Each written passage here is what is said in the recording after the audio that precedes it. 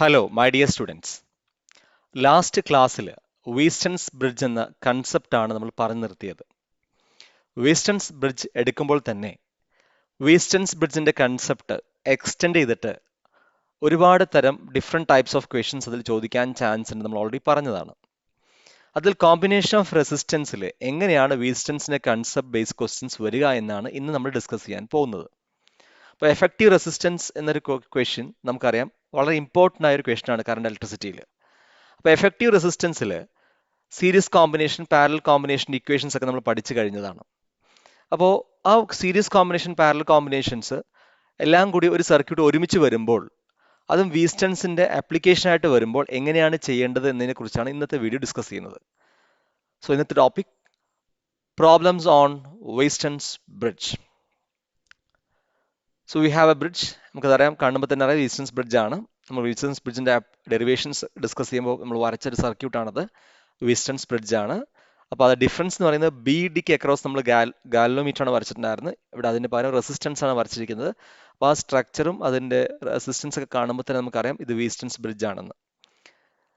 അതിന്റെ resistance mark ചെയ്തിട്ടുണ്ട് 2 ohm, 4 ohm, 6 ohm and 4 ohm, 8 ohm. അപ്പോൾ കാണേണ്ടത് ഇതാണ്: find the effective resistance between A and C. ആ ക്വസ്റ്റ്യനിൽ ശ്രദ്ധിക്കേണ്ട ഒരു കാര്യം എ ആൻഡ് സി ആണ്. അതായത് ആ ബാറ്ററി കണക്ട് ചെയ്ത് എവിടെയാണോ ബാറ്ററി കണക്ട് ചെയ്തിരിക്കുന്നത്, ആ പൊട്ടൻഷ്യൽ എവിടെയാണോ കണക്ട് ചെയ്തിരിക്കുന്നത്, ആ രണ്ട് പോയിന്റുകൾ തമ്മിലുള്ള റെസിസ്റ്റൻസ് ആണ് കാണേണ്ടത്. അല്ലാതെ ബി ഡി ആണെങ്കിൽ നമുക്ക് ആൻസർ വേറെയാണ്, അല്ലെങ്കിൽ എ ബി ആണെങ്കിൽ ആൻസർ വേറെയാണ്. അപ്പോൾ ഈ എഫക്റ്റീവ് റെസിസ്റ്റൻസ് കാണുമ്പോൾ എപ്പോഴും ശ്രദ്ധിക്കേണ്ട കാര്യം ആ രണ്ട് പോയിന്റുകൾ എഗനിസ്റ്റുള്ള റെസിസ്റ്റൻസ് കാണുമ്പോൾ അത് വളരെ ഇമ്പോർട്ടൻ്റ് ആണ്. അപ്പോൾ ഈ വീസ്റ്റൺസ് ബ്രിഡ്ജിൽ പൊതുവേ വരുമ്പോൾ ശ്രദ്ധിക്കേണ്ട ഒരു കാര്യം, നമുക്ക് ബി ഡി എന്ന് പറഞ്ഞാൽ ഗാലനോമീറ്റർ എഗനിസ്റ്റ് റെസിസ്റ്റൻസ് ആണ്.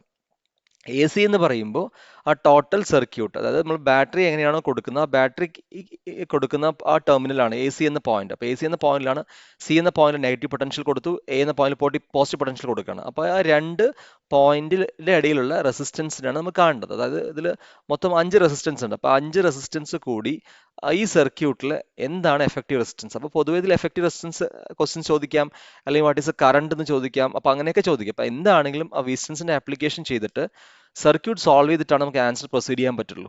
അപ്പോൾ ഇതിൽ എങ്ങനെയാണ് ചെയ്യാൻ നമുക്ക് നോക്കാം. ആദ്യം നമുക്ക് ചെയ്യേണ്ടത് കണ്ടീഷൻ ചെക്ക് ചെയ്യണം. അപ്പോൾ ഇതിൽ ആദ്യം നമുക്ക് നോക്കേണ്ടത് ഏതാണ് ഗാലനോമീറ്റർ എന്ന് ചെക്ക് ചെയ്യണം. അപ്പോൾ നമുക്ക് ഇത് സർക്യൂട്ട് കാണുമ്പോൾ തന്നെ അറിയാം, ഇവിടെ 6 ohm ആണ് ഗാലനോമീറ്റർ. അപ്പോൾ ഇത് എല്ലാത്ത സമയത്ത് ശ്രദ്ധിക്കേണ്ട ഒരു കാര്യം, അതായത് 2 ohm എന്ന് പറയുമ്പോൾ ഈ 2 ohമിന് പോസിറ്റീവ് ടെർമിലേക്ക് കണക്ഷൻ വന്നിട്ടുണ്ട്, 4 ohമും പോസിറ്റീവ് ടെർമിലേക്ക് കണക്ഷൻ വന്നിട്ടുണ്ട്, 8 ohm നെഗറ്റീവിലേക്ക് കണക്ഷൻ വന്നിട്ടുണ്ട്, ഈ 4 ohm നെഗറ്റീവിലേക്ക് കണക്ഷൻ വന്നിട്ടുണ്ട്. പക്ഷേ ഈ 6 ohമിന് ഡയറക്റ്റ് ആയിട്ട് ബാറ്ററിയിലേക്ക് കണക്ഷൻ വന്നിട്ടില്ല. അപ്പോൾ ഒരു കാര്യം മനസ്സിലാക്കണം, അതായത് ഈ സർക്യൂട്ട് ഇപ്പം ഇങ്ങനെ ചോദിച്ചാൽ നമുക്ക് കുഴപ്പമില്ല. പക്ഷേ ഈ സർക്യൂട്ട് വേറെ രീതിയിൽ മാറ്റി വരയ്ക്കുമ്പോൾ ശ്രദ്ധിക്കേണ്ട ഒരു കാര്യം, ഈ 6 ohm എന്ന റെസിസ്റ്റൻസിന് എന്തില്ല, ബാറ്ററിയിലേക്ക് ഡയറക്റ്റ് കണക്ഷൻ വരുന്നില്ല. അപ്പോൾ ഈ ബാറ്ററിയിലേക്ക് ഡയറക്റ്റ് കണക്ഷൻ വരാത്ത റെസിസ്റ്റൻസ് ഏതാണെന്ന് ഫൈൻഡ് ഔട്ട് ചെയ്യുക. അതായിരിക്കും മോസ്റ്റ്ലി നിങ്ങളുടെ ഗാലനോമീറ്റർ ആയിട്ട് വരിക. അപ്പോൾ നമുക്കൊരു കാര്യം വ്യക്തമായി മനസ്സിലായി, ഇതാണ് നമ്മുടെ ഗാലനോമീറ്റർ. അപ്പോൾ ബാലൻസിങ് സാറ്റിസ്ഫൈ ചെയ്യുകയാണെങ്കിൽ, അതായത് R1/R2 = R3/R4 ആണെങ്കിൽ ഗാലനോമീറ്ററിലൂടെ കറണ്ട് ഒഴുകില്ല എന്നാണ് പഠിച്ചിരിക്കുന്നത്. അപ്പോൾ നമുക്ക് നോക്കാം, 2/4 = 4/8 ആണോ? യെസ് ആണ്. അതായത് ഇതാണ് നമ്മൾ ആ ഓർഡർ കീപ്പ് ചെയ്യാൻ വേണ്ടി പറഞ്ഞത്, 2/4. അപ്പോൾ ഇത് മേലെ താഴെ, അതേപോലെ 4/8. അപ്പോൾ 2/4 = 4/8 ആണ്, കാരണം 1/2 ആണ് വരുന്നത്. സോ 1/2 = 1/2. അതിനർത്ഥം ഈ ബ്രിഡ്ജ് ബാലൻസ്ഡ് ആണ്. ഈ ബ്രിഡ്ജ് ബാലൻസ്ഡ് ആണ് എങ്കിൽ ബി ഡി എന്ന രണ്ട് പോയിന്റിലെയും പൊട്ടൻഷ്യൽ സെയിം ആയിരിക്കും. അതിനർത്ഥം 6 ohമിലൂടെ കറണ്ട് ഒന്നും ഒഴുകുന്നില്ല എന്നർത്ഥം. അപ്പോൾ നമുക്ക് എന്ത് ചെയ്യാം, ഇതിന്റെ അടുത്ത സർക്യൂട്ട് വരയ്ക്കുമ്പോൾ 6 ohm ഒഴിവാക്കി വരയ്ക്കാം. കാരണം അതിലൂടെ കറണ്ട് ഒഴുകുന്നില്ല. കറണ്ട് ഒഴുകാത്ത കാരണം കൊണ്ട് ആ 6 ohm എന്ന റെസിസ്റ്റൻസ് കൊണ്ടുള്ള ഒരു എഫക്റ്റീവ് ആ സർക്യൂട്ടിൽ ഉണ്ടാവില്ല. അപ്പോൾ നമുക്കത് ഒഴിവാക്കി ചെയ്യാം. അപ്പോൾ അത് ഒഴിവാക്കുന്നതിന് മുന്നേ എന്ത് ചെയ്യണം, ആ കണ്ടീഷൻ ചെക്ക് ചെയ്യണം. കണ്ടീഷൻ സാറ്റിസ്ഫൈ ചെയ്യുകയാണെങ്കിൽ മാത്രമേ നമുക്കത് ഒഴിവാക്കാൻ പറ്റുള്ളൂ. അപ്പോൾ 6 കണ്ടീഷൻ സാറ്റിസ്ഫൈ ചെയ്തു. കണ്ടീഷൻ എന്താ പറയുന്നത്, ബാലൻസിങ് ആണെന്ന് മനസ്സിലായി. ബാലൻസിങ് ആകുമ്പോൾ 6 ohമിലൂടെ കറണ്ട് ഒഴുകുന്നില്ല. സോ 6 ohm ഒഴിവാക്കി. ഇപ്പോൾ സർക്യൂട്ട് വളരെ സിമ്പിൾ സർക്യൂട്ടായി. ഇനി നമുക്ക് ഈ സർക്യൂട്ട് സോൾവ് ചെയ്ത് നമുക്ക് ആൻസറിലേക്ക് മൂവ് ചെയ്യാം. അപ്പോൾ ഇതിൽ ശ്രദ്ധിക്കേണ്ട ഒരു കാര്യം, 2ഉം 4ഉം അത് രണ്ടും സീരീസ് ആണ്, 4ഉം 8ഉം സീരീസ് ആണ്. അപ്പോൾ നമുക്ക് ആദ്യം എന്ത് ചെയ്യാം, അത് ചെയ്യാം. ഈ സർക്യൂട്ട് കാണുമ്പോൾ ചിലരൊക്കെയും ചില ഡിഫിക്കൽട്ടി ഫീൽ ചെയ്യുമ്പോൾ ഈ സർക്യൂട്ട് കുറച്ചുകൂടി സിംപ്ലിഫൈ നമുക്ക് ഇങ്ങനെ വരയ്ക്കാൻ പറ്റും. കാരണം ഈ സർക്യൂട്ട്സ് നമ്മൾ ഒരുപാട് തവണ കണ്ടതാണ്. അപ്പോൾ ഇത് വളരെ സിമ്പിൾ സർക്യൂട്ട്, രണ്ടും ഒന്ന് തന്നെയാണ്. ജസ്റ്റ് അതിൻ്റെ സിമെട്രി ഒന്ന് മാറ്റി വരച്ചത് മാത്രമേ ഉള്ളൂ, വേറെ ഒന്നും നമ്മൾ ചെയ്തിട്ടില്ല. അപ്പോൾ അതിലറിയാം 2ഉം 4ഉം, മേലത്തെ 2ഉം 4ഉം എന്താണ്, സീരീസ് ആണ്. 4ഉം 8ഉം സീരീസ് ആണ്. കാരണം ഇതിലൂടെ കറണ്ട് വന്നാൽ ആ കറണ്ട് തന്നെയാണ് 4ലൂടെ ഒഴുകുക. കാരണം നമുക്കറിയാം കറണ്ട് സെയിം ആണെങ്കിൽ അത് സീരീസ് ആണ്. ഇനി ഇവിടെ കറണ്ട് വന്നു കഴിഞ്ഞാൽ ഇത് രണ്ടും കറണ്ട് ബ്രാഞ്ച്, അപ്പോൾ ഇത് രണ്ടും പാരലാണ്. അപ്പോൾ ആദ്യം എന്ത് ചെയ്യണം, ഈ 2ഉം 4ഉം സീരീസ് ആണ്, ദെൻ 4ഉം 8ഉം സീരീസ് ആണ്. അപ്പോൾ 2 + 4, കാരണം സീരീസ് ആകുമ്പോൾ നമുക്കറിയാം R = R1 + R2 ആണ്. 2 + 4 6 ആവും, 4 + 8 12 ആവും. അപ്പോൾ ഈ സർക്യൂട്ട് നമുക്ക് വീണ്ടും സിംപ്ലിഫൈ ചെയ്യാം, അത് ഇങ്ങനെ വരയ്ക്കാം. അപ്പോൾ 6 ohm and 12 ohm, 4 + 2 6 and 4 + 8 12. അപ്പോൾ ഇത് കിട്ടി. ഇനി ഇത് രണ്ടും പാരലൽ.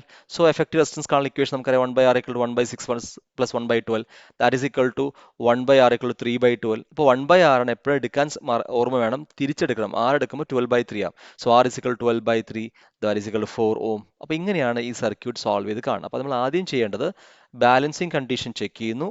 ബാലൻസിങ് കണ്ടീഷൻ ഓക്കെ ആണെങ്കിൽ ഗാലനോമീറ്റർ ഏതാണെന്ന് ഫൈൻഡ് ഔട്ട് ചെയ്യുന്നു. ഗാലനോമീറ്ററിലൂടെ സീറോ കറണ്ട് ആണെങ്കിൽ അത് ഒഴിവാക്കിയിട്ട് സർക്യൂട്ട് സിംപ്ലിഫൈ ചെയ്ത് ചെയ്യുന്നു. അപ്പോൾ ഇതാണ് വീസ്റ്റൺസ് ബ്രിഡ്ജിന്റെ ഒരു ഫോം ഓഫ് സർക്യൂട്ട്. ഇനി നമുക്ക് നെക്സ്റ്റ് പ്രോബ്ലത്തിലേക്ക് കിടക്കാം.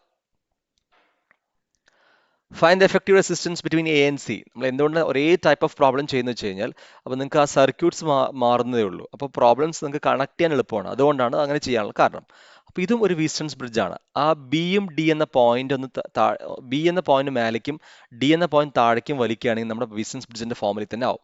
ഇത് ഒരുപാട് തവണ എക്സാമിന് ചോദിച്ചൊരു ഫോർമേഷനാണ്. അത് വളരെ ഇമ്പോർട്ടൻ്റ് ഒരു ഫോർമേഷനാണ്. അപ്പോൾ ഇതിൽ നമുക്ക് എപ്പോഴും സംശയം ഇതാണ്, ഏതാണ് ഗാലനോമീറ്റർ എന്നറിയണം. അപ്പോൾ ഞാൻ ഓൾറെഡി പറഞ്ഞൊരു കാര്യമുണ്ട്, ഏത് റെസിസ്റ്റൻസ് നിന്നാണോ ബാറ്ററിയിലേക്ക് ഡയറക്റ്റ് കണക്ഷൻ വരാത്തത് അതാണ് ഗാലനോമീറ്റർ. അപ്പോൾ നമുക്ക് നോക്കാം.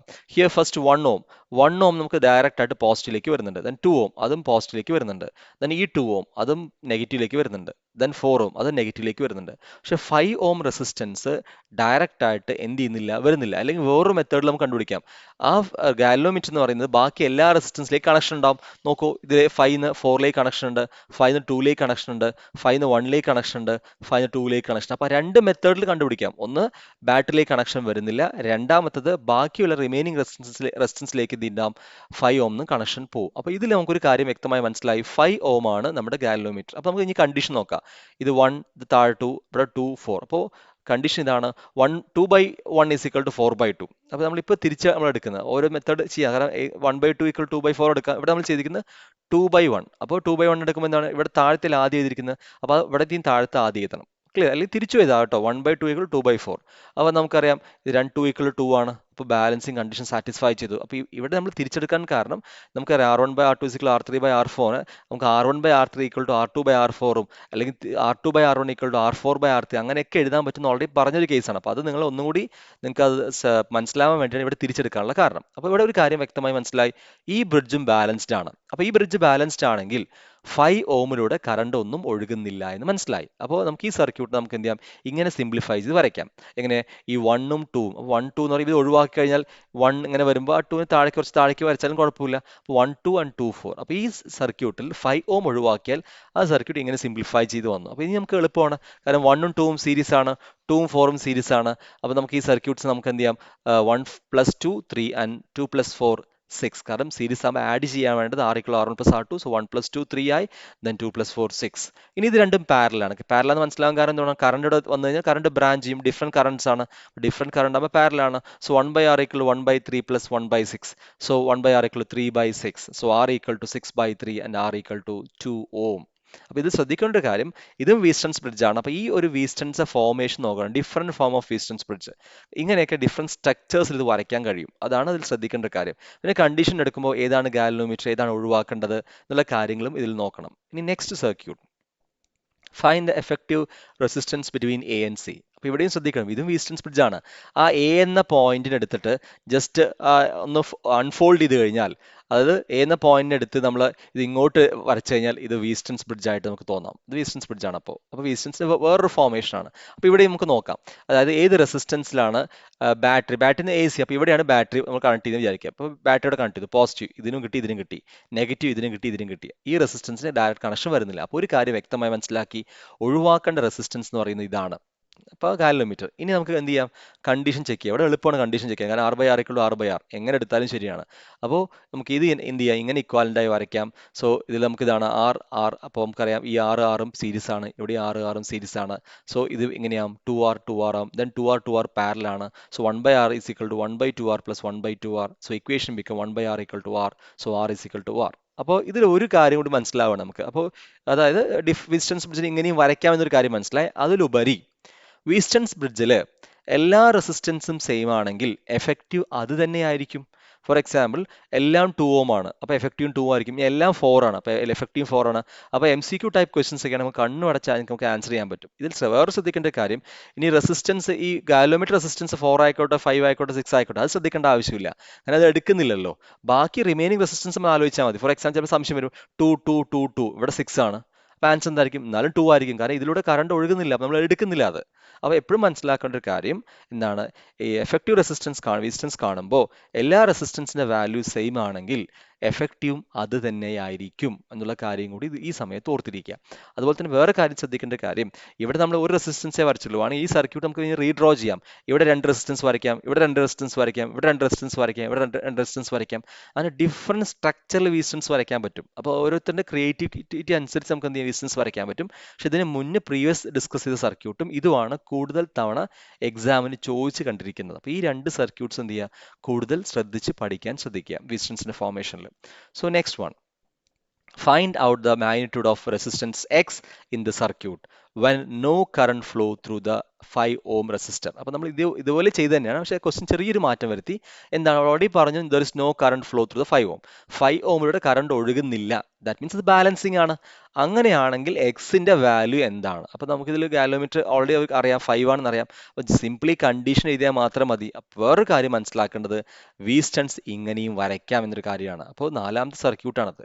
ക്ലിയർ ആവുന്ന, വീണ്ടും റിപ്പീറ്റ് ചെയ്യാണ്. ഓരോരുത്തരുടെ ക്രിയേറ്റിവിറ്റിക്ക് അനുസരിച്ച് ആ സർക്യൂട്ട് നമുക്ക് എന്ത് ചെയ്യാൻ പറ്റും, ഡ്രോ ചെയ്യാൻ പറ്റും. അപ്പോൾ ഇതിൽ നമുക്ക് നോക്കാം, ഇതിൽ നമുക്ക് ആ കണ്ടീഷൻ എഴുതി എന്ത് ചെയ്യാം, എക്സിന്റെ വാല്യൂ കണ്ടുപിടിക്കാം. So x/2 equal to 18/6. ഇത് എഴുതാൻ കാരണം എന്തുകൊണ്ടാണ്, ക്വസ്റ്റ്യനിൽ പറഞ്ഞിട്ടുണ്ട് there is no current flow through 5 ohm. അതിനർത്ഥം ഈ ബ്രിഡ്ജ് ബാലൻസ്ഡ് ആണ്.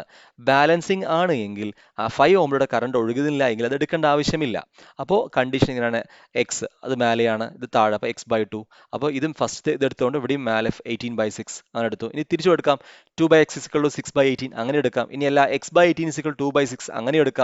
ഇനി അല്ലെങ്കിൽ 6/2 equal to 18/x അങ്ങനെ എടുക്കാം. പക്ഷേ x/6 എന്ന് എടുക്കാൻ പാടില്ല. അതുപോലെ തന്നെ x/2 equal to 6/18 എടുക്കാൻ പാടില്ല. ക്ലിയർ? അപ്പോൾ ഇത് സിമ്പിൾ അല്ല, ഇത് സോൾവ് ചെയ്താൽ മതിയല്ലോ. So x is equal to 36/6. So x is equal to 6 ഓം. അപ്പോൾ നമുക്ക് എക്സിന്റെ കിട്ടിക്കഴിഞ്ഞു 6 ഓം ആണ്. അപ്പോൾ 6 ഓം ആയാൽ മാത്രമാണ് 5 ഓമിലൂടെ കറണ്ട് ഒഴുകാത്ത സിറ്റുവേഷൻ വരെ ഇത് ബാലൻസിങ്. അപ്പോൾ x is equal to 5 ഓം. അപ്പോൾ ഇത്രയാണ് വീസ്റ്റൺസിന്റെ പ്രോബ്ലം വരുന്നത്. ഇനി നമുക്കൊരു NCERT ടെക്സ്റ്റ് ബാക്കിൽ ഒരു ക്വസ്റ്റ്യൻ കൂടി ഡിസ്കസ് ചെയ്ത് നമുക്ക് സ്റ്റോപ്പ് ചെയ്യാം. അപ്പോൾ ഇതാണ് question, find the effective resistance between A and B. Simple ആണ്, കാരണം ഇത് നമുക്ക് ബാലൻസിങ് കണ്ടീഷൻ നോക്കേണ്ട ആവശ്യമേ ഇല്ല, കാരണം ഗാലോമീറ്റർ റെസിസ്റ്റൻസ് തന്നിട്ടേ ഇല്ല. പക്ഷെ ഇതിൽ എന്താ ശ്രദ്ധിക്കേണ്ട കാര്യം, ഇവിടെ വീസ്റ്റൺസ് 4 എണ്ണം ഒരുമിച്ച് തന്നിട്ടുണ്ട്. അതിനർത്ഥം ഇതൊരു ഫസ്റ്റ് വീസ്റ്റൺ ആണ്, സെക്കൻഡ് വീസ്റ്റൺ, തേർഡ് വീസ്റ്റൺ, ഫോർത്ത് വീസ്റ്റൺ. ക്ലിയർ ആവുന്നു? അപ്പോൾ ഈ വീസ്റ്റൺ അല്ലെങ്കിൽ തന്നെ കുഴപ്പമില്ല, കാരണം നമുക്ക് ബാലൻസിങ് കണ്ടീഷൻ നോക്കേണ്ട ആവശ്യമില്ല. പക്ഷേ ഇത് ശ്രദ്ധിക്കേണ്ട കാര്യം, ഇത് ആദ്യം സോൾവ് ചെയ്യാം. എന്നിട്ട് എന്താണ്, ഇത് സോൾവ് ചെയ്ത് കഴിഞ്ഞാൽ ഇതിലെല്ലാം 1 ഓം ആണ്, ഇതിലെല്ലാം 2 ഓം ആണ്. അപ്പോൾ ഇത് ഫസ്റ്റ് സോൾവ് ചെയ്യുക. ഇത് സോൾവ് ചെയ്ത് കഴിഞ്ഞാൽ ഒരൊറ്റ റെസിസ്റ്റൻസ് ആയി മാറും. അതുപോലെ ഇതൊരു റെസിസ്റ്റൻസ്, ഇതൊരു റെസിസ്റ്റൻസ്, ഇത്. അപ്പോൾ എല്ലാം 4 കൂടി സീരീസ് ആവും. അപ്പോൾ നമുക്ക് എന്താ ചെയ്യേണ്ട ആവശ്യമുള്ളൂ, ആദ്യം ഇതൊന്ന് കാണുക.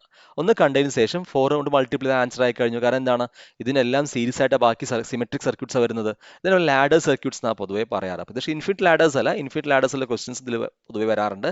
നമ്മൾ ഈ ചാപ്റ്റർ ലാസ്റ്റ് ഇതിൻ്റെ കുറച്ച് ട്രിവിയലായ കുറച്ച് ക്വസ്റ്റ്യൻസ് ഡിസ്കസ് ചെയ്യുമ്പോൾ ആ ഇൻഫിനിറ്റ് ലാഡേഴ്സിനെ കുറിച്ച് നമുക്ക് പറഞ്ഞു തരാം. അപ്പോൾ ഇവിടെ നമ്മൾ ചെയ്യുകയാണ്, ഈ സർക്യൂട്ട് എന്ത് ചെയ്യും, ഫസ്റ്റ് നോക്കുമ്പോൾ അറിയാം ഈ 1 ഇവിടെ 1 ആണ്.